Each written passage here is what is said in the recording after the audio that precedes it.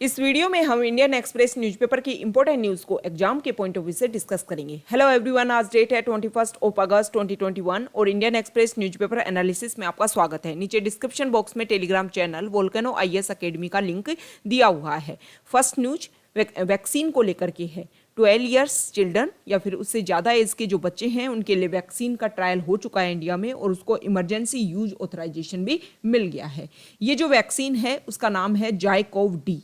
जाइकोव-डी जो वैक्सीन है पूरे वर्ल्ड में पहली ऐसी वैक्सीन है जो डीएनए प्लेटफॉर्म के बेसिस पर बनाई गई है। देखो, वैक्सीन के कई टाइप होते हैं, जैसे कि जो वीक वायरस है या फिर इनएक्टिव वायरस है उसके आधार पर वैक्सीन बनाई गई हो, या फिर जो प्रोटीन इसके यूज किए जाते हैं वायरस के जो प्रोटीन उसके आधार पर वैक्सीन बनाई गई हो, आरएनए डीएनए प्लेटफॉर्म के आधार पर वैक्सीन बनाई गई हो। आरएनए डीएनए प्लेटफॉर्म वैक्सीन ये होती है जिसमें आरएनए एंड डीएनए का बॉडी के आरएनए डीएनए का यूज किया जाता है और ये जो वैक्सीन है इसमें इम्यून सिस्टम इस तरीके से डेवलप हो जाता है कि बाहर से जो भी वायरस जो हमें हम हानि पहुंचाने वाला है अगर वो बॉडी में एंटर करता है तो उसको इस इम्यून सिस्टम के द्वारा, इस इम्यूनिटी के द्वारा ब्लॉकेज कर दिया जाता है। ये डीएनए प्लेटफॉर्म के आधार पर है। दूसरी सबसे बड़ी बात है, इसको तैयार करने में लो कॉस्ट, मतलब खर्चा ज़्यादा नहीं आएगा। और जैसे पहले जो वैक्सीन थी जिनको स्टोर करने के लिए कोल्ड स्टोरेज की आवश्यकता थी, इस वैक्सीन को इस तरीके से स्टोरेज करने की आवश्यकता नहीं है। तो ये बेसिस प्लस पॉइंट्स हैं। सबसे इंपॉर्टेंट एक बात और है कि ये जो वैक्सीन है वो 3 डोज शॉट बेस्ड है, मतलब इसमें 3 डोज मिलेंगी। फर्स्ट डोज और सेकेंड डोज में जो डिफरेंस होगा, गैप होगा, वो 28 डेज का होगा और सेकेंड डोज और थर्ड डोज में जो गैप होगा वो 56 डेज का होगा। ओके, तो ये वैक्सीन जो है इसके बारे में, इसके नाम को लेकर भी क्वेश्चन पूछ आ सकता है और इसके जो पॉइंट्स हैं, जो इसके कैरेक्टरिस्टिक हैं, वो भी इसको इम्पोर्टेंट बना देते हैं। नेक्स्ट न्यूज, सोमनाथ टेम्पल के प्रेमिसेज में हमारे पीएम ने कुछ प्रोजेक्ट्स को इनोग्रेट किया। उस समय उन्होंने ये बोला कि जो हमारा पास्ट है ना वो हमें हमारे फ्यूचर के लिए टीचिंग्स देता है। हम हमारे पास्ट को पढ़ करके हमारे फ्यूचर के लिए अपने आप को तैयार कर सकते हैं। उन्होंने ये बोला कि जब भी बुरी शक्तियाँ किसी चीज़ के ऊपर हावी हुई हैं तो वो जो समय है, जिस समय टेररिज्म के किसी जगह पर हावी हुआ है, वो समय ज़्यादा दिन तक परमानेंट नहीं रह सका। मतलब ऐसी आइडियोलॉजी जो है वो परमानेंट नहीं रहती है, वो कुछ समय के लिए रहती है। उनके कहने का मतलब प्रेजेंट टाइम में तालिबान ने जिस तरीके से अफगानिस्तान को अपने अंडर किया है, ये कहने का मतलब ये था कि अफगानिस्तान में तालिबान ने जो पावर कैप्चर की है वो ज़्यादा लंबे समय तक नहीं रहेगी। टेरर ज़्यादा लंबे समय तक और परमानेंट स्टेज में कभी भी नहीं रह सकता है। ये हम सीख सकते हैं हमारे सोमनाथ टेम्पल से। ऐसे बोला जाता है कि सोमनाथ टेम्पल को लगभग 17 टाइम्स इसको लूटा गया था, लेकिन दोबारा से इसने हर बार अपने आप को रीएस्टेब्लिश किया और हमारे इंडिपेंडेंस के समय में सरदार वल्लभ भाई पटेल ने इसका रिकंस्ट्रक्शन करने के लिए बोला गया था और प्रेजेंट टाइम में ये चालुक्य जो स्टाइल है उसके अकॉर्डिंग इसको बनाया गया है। सोमनाथ टेम्पल की अगर हम बात करें तो शिव महापुराण में 64 ऐसे ज्योतिर्लिंग के बारे में बताया गया है, जिसमें 12 जो ज्योतिर्लिंग है वो बहुत ज़्यादा इंपॉर्टेंट है और उसमें सोमनाथ टेम्पल भी शामिल है। सोमनाथ टेम्पल प्रेजेंट टाइम में गुजरात का जो बिल्कुल वेस्टर्न पार्ट है, मतलब सौराष्ट्र वाला जो रीजन है उस एरिया में ये पाया जाता है सोमनाथ टेम्पल। ओके, तो इसकी लोकेशन आप मैप खोल करके इसकी लोकेशन देखोगे, इसकी जो लोकेशन है वो काफ़ी इंपॉर्टेंट हो जाती है। नेक्स्ट न्यूज है, यहाँ देखिए, एक सेकेंड।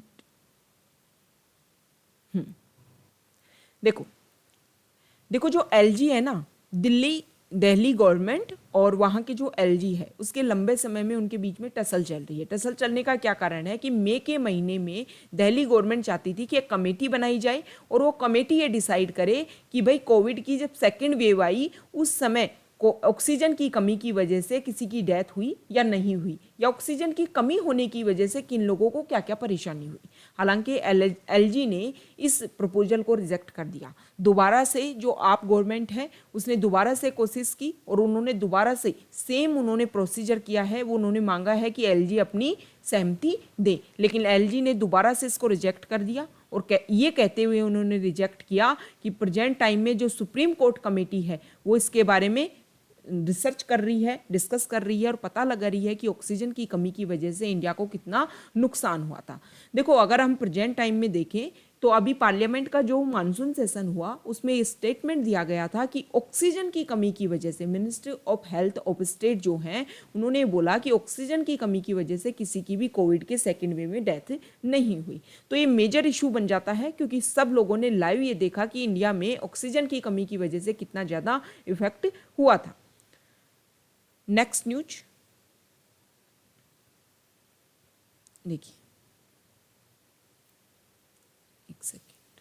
हाँ, देखो, मद्रास हाई कोर्ट ने अभी सेंट्रल गवर्नमेंट को ये बोला कि अगर आपको कोई स्टेटमेंट आपसे पूछा जाता है तो आप उसको जो भी क्वेरीज है उसका आंसर इंग्लिश मीडियम में देंगे, मतलब इंग्लिश लैंग्वेज का आप यूज़ करेंगे। सेंट्रल गवर्नमेंट के द्वारा हिंदी का यूज़ किया तो मद्रास हाई कोर्ट ने जो ऑफिशियल लैंग्वेज एक्ट है उसका हवाला देते हुए बोला कि आपको इंग्लिश में इसका आंसर देना है। तो ऑफिशियल लैंग्वेज एक्ट आपके लिए इंपॉर्टेंट हो जाता है एग्जाम के पॉइंट ऑफ व्यू से। यहाँ पर बात की जा रही है कि लगभग 1.5 साल से जो स्कूल हैं वो बंद हैं। बहुत सारे बच्चे ऐसे हैं जिनके एजुकेशन में एक तरीके से गैप आ गया है।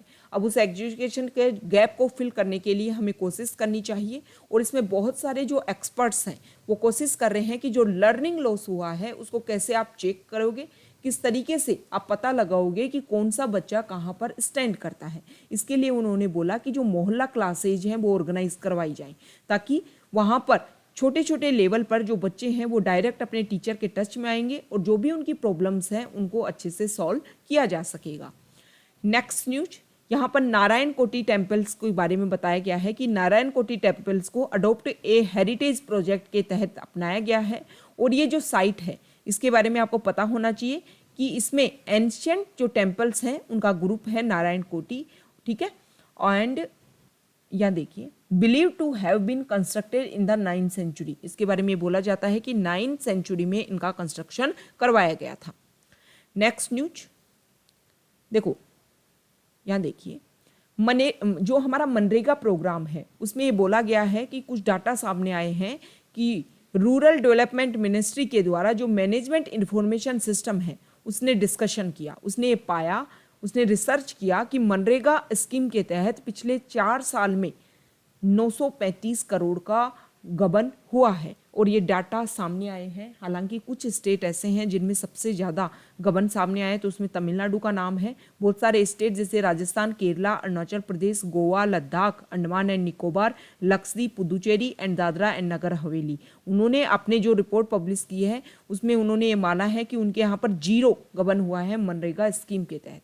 देखो, मनरेगा स्कीम जो है उन्होंने कोविड के दौरान एक तरीके से वो जो लोग जिनके पास जॉब लॉस हो गई थी उन लोगों को जॉब प्रोवाइड करवाने के लिए मनरेगा ने काफ़ी हेल्प किया है, क्योंकि जॉब कार्ड जो हैं वो काफ़ी ज़्यादा इंक्रीज हुए थे जब कोविड के दौरान पेंडेमिक चला। और पेंडेमिक के दौरान जब लॉकडाउन लगा तो लॉकडाउन के दौरान जब ज़्यादातर जो लेबरर्स थे वो अर्बन एरियाज से वापस अपने गाँवों की तरफ, रूरल एरियाज़ की तरफ लौटे और जॉब के लिए उन्होंने मनरेगा में अप्लाई किया। इसीलिए एक अल्टरनेट बोला जा रहा है कि मनरेगा के जैसे ही शहरों के लिए भी इसी तरीके का अर्बन जैसे यहाँ पर रूरल एम्प्लॉयमेंट गारंटी स्कीम है, सेम उसी तरीके से अर्बन एम्प्लॉयमेंट गारंटी एक्ट होना चाहिए। ओके, तो ये वहाँ पर मांग की जा रही है। नेक्स्ट न्यूज है, देखो यहाँ पर तालिबान के बारे में बताया गया है एक्सप्लेन्ड पेज पर कि तालिबान के पास में इतना पैसा आया कहाँ से, इतना मनी आया कहाँ से कि उसने अफगानिस्तान को ही काउंटर कर लिया गया। तो यहाँ पर बताया गया है कि तालिबान के पास में जो पैसा आने का कई कारण थे, जैसे कि ड्रग्स, यहाँ पर ये जो एरिया है वहाँ पर ड्रग्स काफ़ी, एक तरीके से जो भी अफीम है वो काफ़ी यहाँ पर प्रोडक्शन होता है। इसके अलावा और भी सारी चीज़ें हैं जो यहाँ पर प्रोडक्शन होती हैं, तो उसी का इलीगल ट्रेड किया गया ड्रग्स का।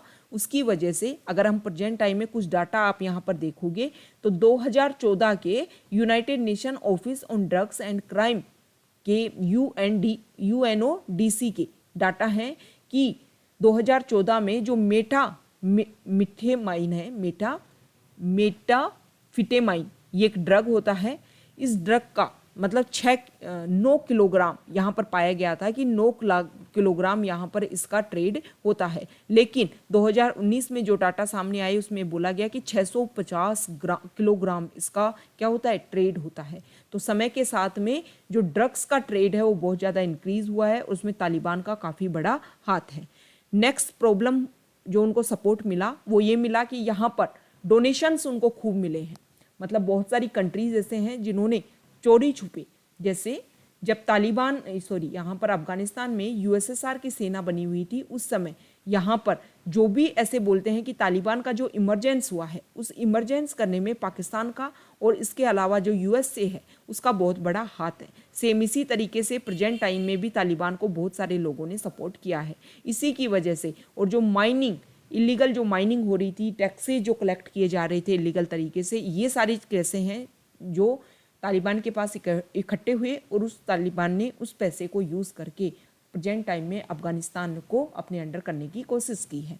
यहाँ पर यह भी बोला जा रहा है कि जो पाकिस्तान है और भी बहुत सारी कंट्रीज हैं जिन्होंने वेपन्स प्रोवाइड करवाए हैं तालिबान को। इसके अलावा तालिबान ने यूएस मिलिट्री जो एसेट्स हैं, मतलब यहाँ पर 20 ईयर से यूएस की सेना यहाँ पर बनी हुई है, तो उनके एसेट्स का भी यूज़ किया है तालिबान ने। ओके, यहाँ पर Hindustan 228 HAL aircraft for commercial transport, और इससे मतलब कमर्शियल पर्पस के लिए ये नया हेलीकॉप्टर बनाया गया है और ये स्वदेशी है, मतलब इंडिजिनस है, इंडिया में तैयार किया गया है। और ये हमारे कंट्री की जो स्कीम है उड़ान स्कीम, ठीक है, हर देश का उड़े देश का आम नागरिक, ये जो स्कीम है इसको भी काफ़ी हेल्प करेगा। नेक्स्ट न्यूज, वर्ल्ड पेज पर जो न्यूज़ है वो चाइना को लेकर के है। चाइना ने 3 चाइल्ड पॉलिसी को अप्रूवल दे दिया है। ये माना जा रहा है कि समय के साथ में वहाँ पर 60+ जो एज की पॉपुलेशन है वो बढ़ती जा रही है और आने वाले डेकेड्स में उनको यूथ पॉपुलेशन में कमी देखने को मिलेगी। ठीक है, इसी को आधार मानते हुए चाइना में 3 चाइल्ड पॉलिसी को अप्रूवल दे दिया गया। पहले यहाँ पर 1 चाइल्ड पॉलिसी थी, उसको अबोलिश करके 2 चाइल्ड पॉलिसी 2016 में की गई और अब 3 चाइल्ड पॉलिसी को अप्रूवल दिया गया है। नेक्स्ट न्यूज है, यहाँ पर 15 फाइनेंस कमीशन के चेयरपर्सन है NK सिंह और उनको प्रेजेंट टाइम में इंस्टीट्यूट ऑफ इकोनॉमिक ग्रोथ मतलब IEG का हेड बनाया गया है। इससे पहले देखो 1952 में ये जो इंस्टीट्यूट है, इंस्टीट्यूट ऑफ इकोनॉमिक ग्रोथ, ये बना था और इसका 1992 से जो इसके हेड हैं वो मनमोहन सिंह हैं।